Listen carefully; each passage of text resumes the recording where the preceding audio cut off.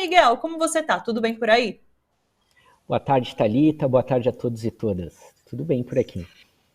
Que bom. Miguel, quero te ouvir sobre pesquisa eleitoral, né? A Quest trouxe então esse cenário sem Sérgio Moro. Ontem a gente já tinha conferido também a IPESP, sem Sérgio Moro ali na jogada.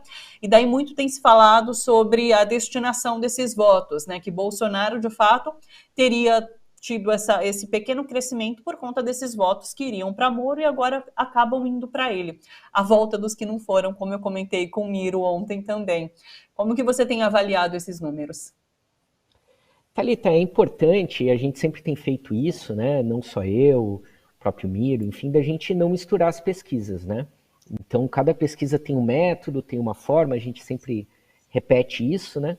E o interessante é sempre a gente olhar as pesquisas numa perspectiva temporal. Então, o que esses números da Quest dizem respeito à pesquisa anterior, da própria Quest, enfim, né? Ainda que os institutos de pesquisas mais sérios que a gente tem aí, têm todos apontado tendências muito semelhantes. No caso da Quest, a pesquisa foi bem recebida e mal recebida nos dois principais comitês de campanha, do Lula e do Bolsonaro, né? Porque, por um lado, ela aponta que o Lula ganharia em dois cenários ali que eles colocam, né, hipotéticos, a possibilidade que Lula ganhe no primeiro turno. Então isso obviamente caiu muito bem na campanha Sim. petista, né, e acendeu o sinal amarelo na campanha de Jair Bolsonaro, mas ao mesmo tempo, olhando em perspectiva, a Quest capta uma melhora de Jair Bolsonaro. E há uma diferença de interpretação em relação justamente a esse ponto que você levanta, que é em relação aos votos de Sérgio Moro. O que a pesquisa, de modo geral, mostra, que a gente sempre tem falado, as outras pesquisas também apontam, é que a terceira via só existe na cabeça da redação de jornais de São Paulo, né? De que na vida real as pessoas têm dois candidatos. A gente acabou de ouvir a fala do ex-presidente Lula reforçando isso e deixando bem claro essa polarização, né? Mas, para surpresa do comitê de Jair Bolsonaro, uma parte dos votos de Sérgio Moro não migrou. E dessa terceira via não migrou para Jair Bolsonaro. Alguns, inclusive, migraram para a própria intenção de voto em Lula. Né? Então, sim, há uma melhora de Jair Bolsonaro na pesquisa, de modo geral, há uma diminuição da rejeição. Há outro fato muito importante que a pesquisa demonstra é que eles vêm captando qual é o peso da pandemia na intenção de voto ou do comportamento do governo em relação à pandemia e como é que isso influencia o voto. Então isso caiu muito da última pesquisa para cá. E hoje, ao contrário da pandemia, que sempre foi o primeiro fator, o tema econômico tem sido mais forte. Por um lado, é uma boa notícia para Bolsonaro, que está super associado à má gestão da pandemia, CPI da Covid, né, as milhares de mortes que a gente teve. Por outro lado, a mesma pesquisa aponta como principal responsável pela alta dos combustíveis Jair Bolsonaro. Então, tem notícias boas e ruins para ambos os lados, né? E uma surpresa também, que tem a ver com tudo que a gente conversou na semana passada. A maior rejeição hoje entre os candidatos não é mais de Jair Bolsonaro, é de João Dória. Então, todo aquele carnaval, tudo aquilo repercutiu muito mal, né? E continua repercutindo, porque o Eduardo Leite continua pré-candidato, agora se fala numa grande frente, numa unidade da União Brasil, MDB, PSDB, e aí da possibilidade de uma chapa Simone Tebet e Eduardo Leite de vice, puxariam o tapete do Dória. Então aquela novelinha toda da semana passada não terminou. Mas também o que a pesquisa está dizendo é que ela é indiferente. Né? Ela não interfere na verdadeira disputa que se dará entre Jair Bolsonaro e Lula. Né? Ô Miguel, deixa eu pegar um ponto da IPESP de ontem que me chamou a atenção para a gente falar sobre esse cenário econômico, inclusive.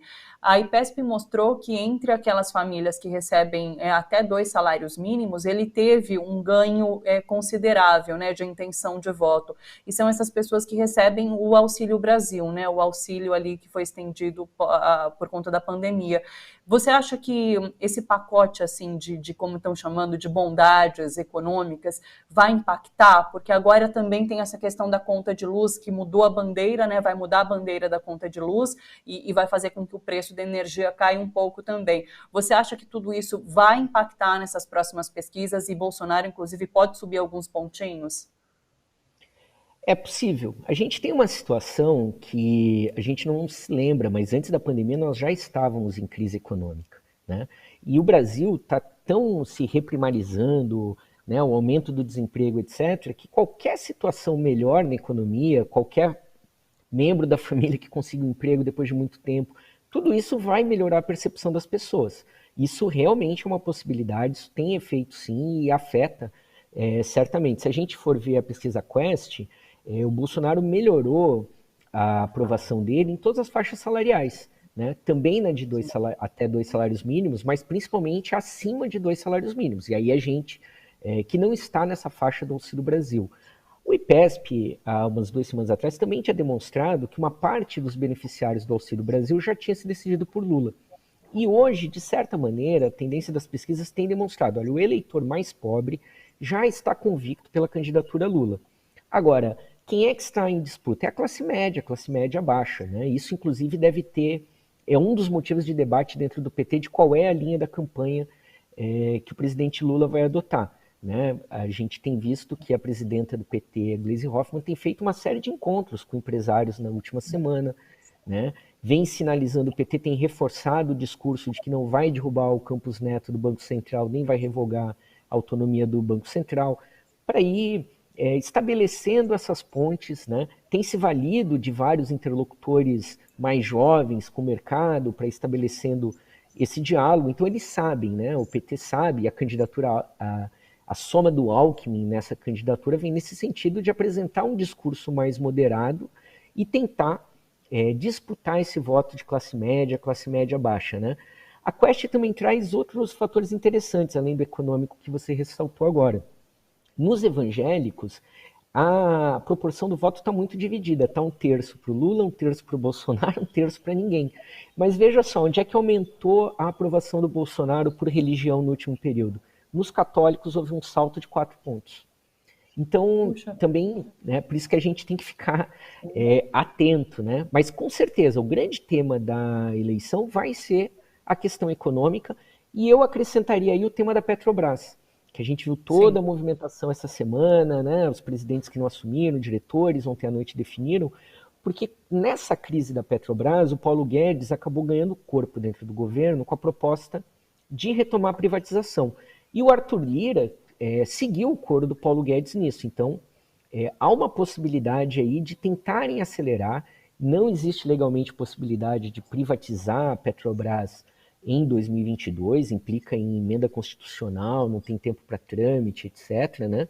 Mas essa é uma ideia que não era uma convicção da candidatura Bolsonaro em 2018 e que hoje, em 2022, né? Então, isso pode ser, esse eu acho que vai ser um dos grandes temas, o preço dos combustíveis impactando no preço dos alimentos.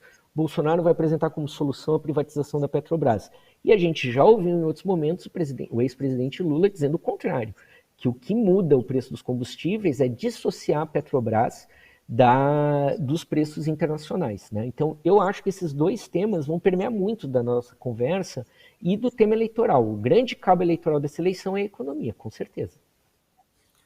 Privatização da Petrobras, inclusive, que criou um racha ali no Congresso. Ontem a gente mostrou aqui Arthur Lira defendendo e Rodrigo Pacheco, que é o presidente do Senado, falando contrariamente à privatização da Petrobras, tendo inclusive a Petrobras como importante para a soberania brasileira. Achei bem interessante essa fala que a gente mostrou aqui ontem.